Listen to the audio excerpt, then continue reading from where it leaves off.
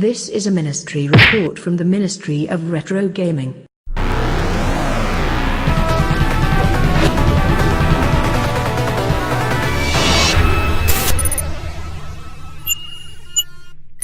Since Spacies.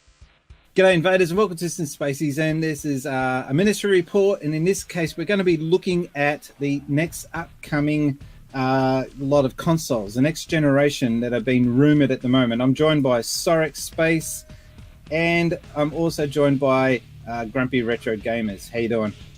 Hello. Hello.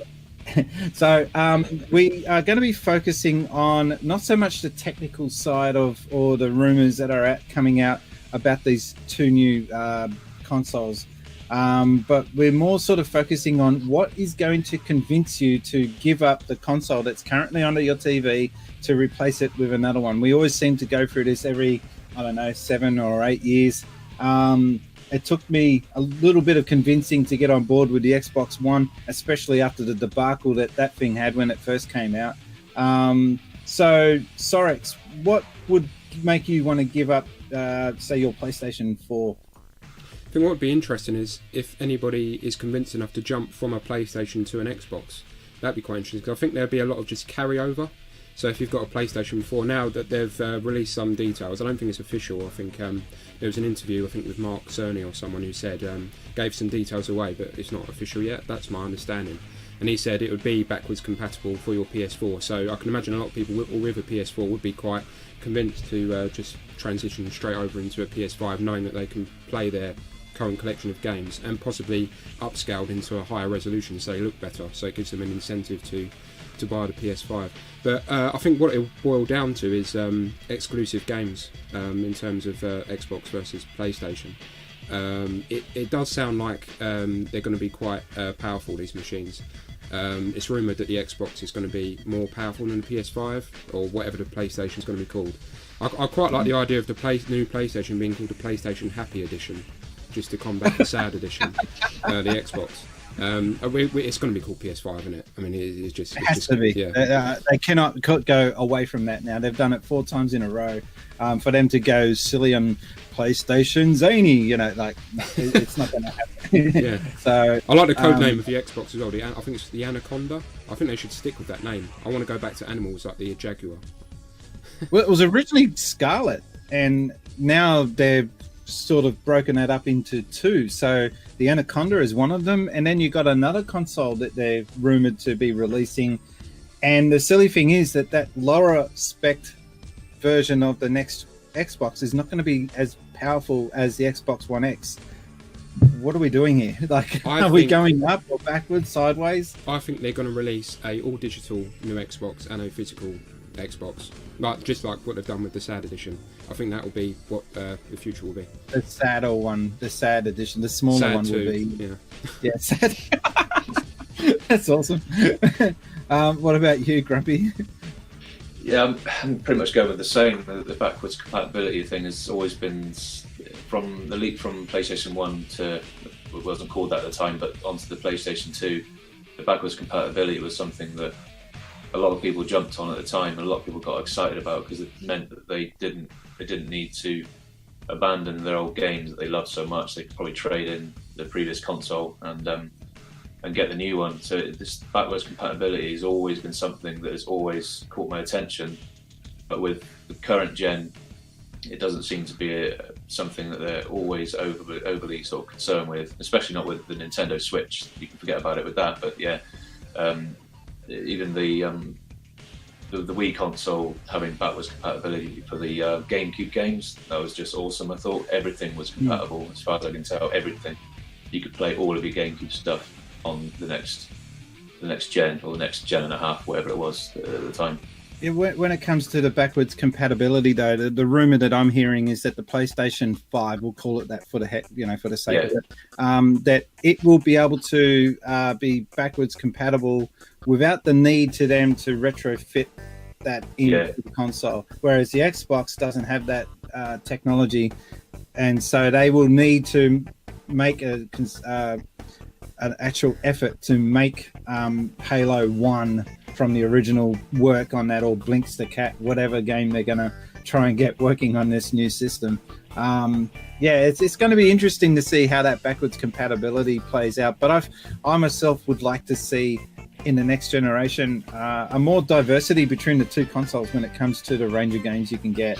I would really like to see, and I think we're going to get it, Xbox have a few more hard-hitting games titles to offer, because I think everyone can agree that the Xbox, besides Forza Horizon and Gears of War, they really didn't have all that much else to say that, hey, look at me. You know, that there's really not much there to make you go, no, but I want that PlayStation 4. So yeah, it goes back to the exclusive games thing. I mean, Xbox, I think they've learned from their lesson now. They've bought some developer studios like Ninja Theory and Obsidian.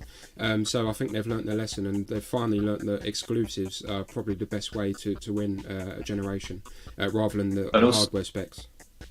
Also, I wouldn't mind seeing either Microsoft or Sony taking a few more risks with certain franchises, maybe starting up some new ones for themselves, and not just leave it to Nintendo to come out with those wacky, out of left field titles that no one ever saw coming. It's stuff like that. Taking more risks with new franchises, new ideas.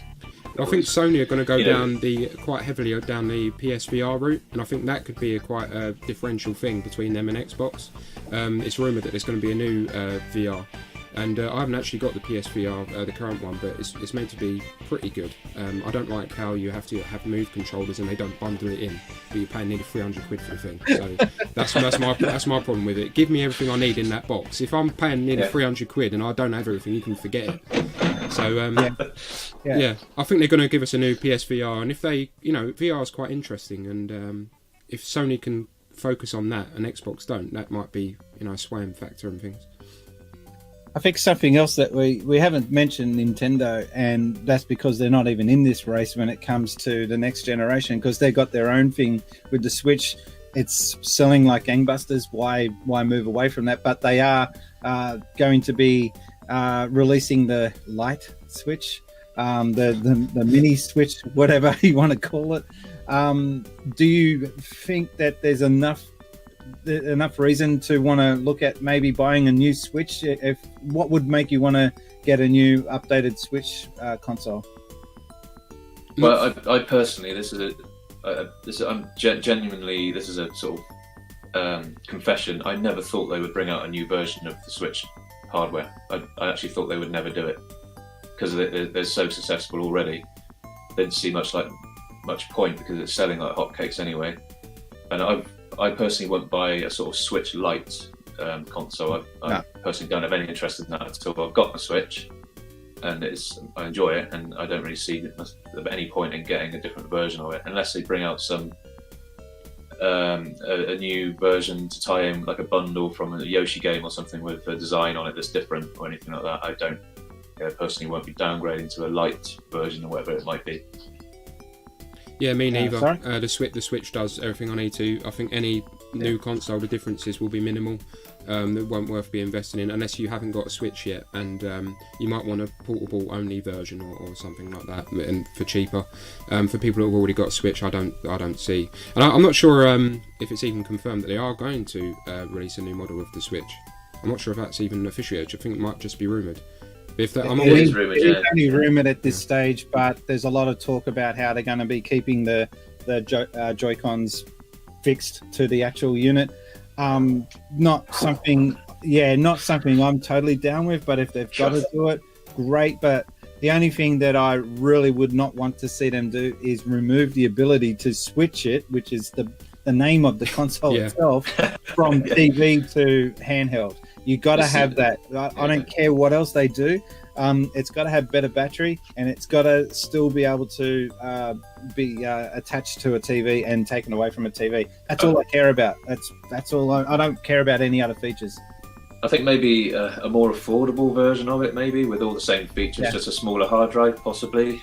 But I can see that happening. That would entice some new fans, some new customers to the brand. But I can't see the point of taking away the gimmick. It's not really a gimmick, but it's quite a strong feature of switching from your home to handheld. I just can't see it. The point. But again, it is rumoured, isn't it? So I personally never thought they would ever bring out a new version of the hardware. Not yet, anyway.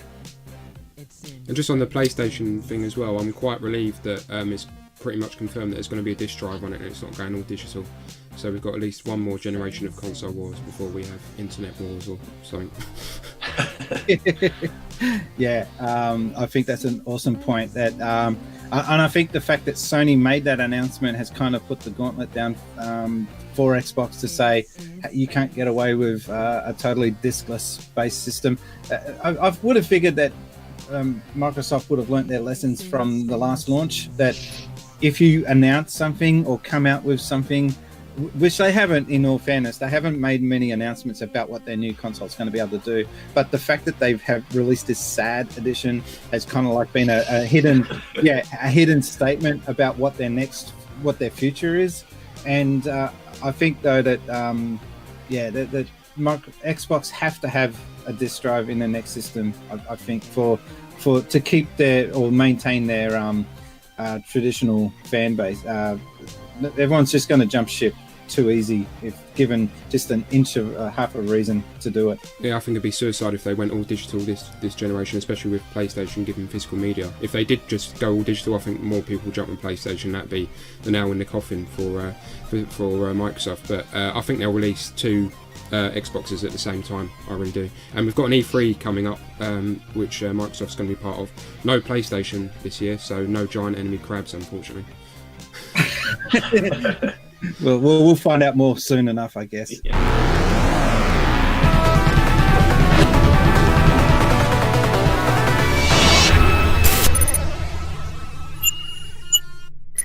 Since Spacies.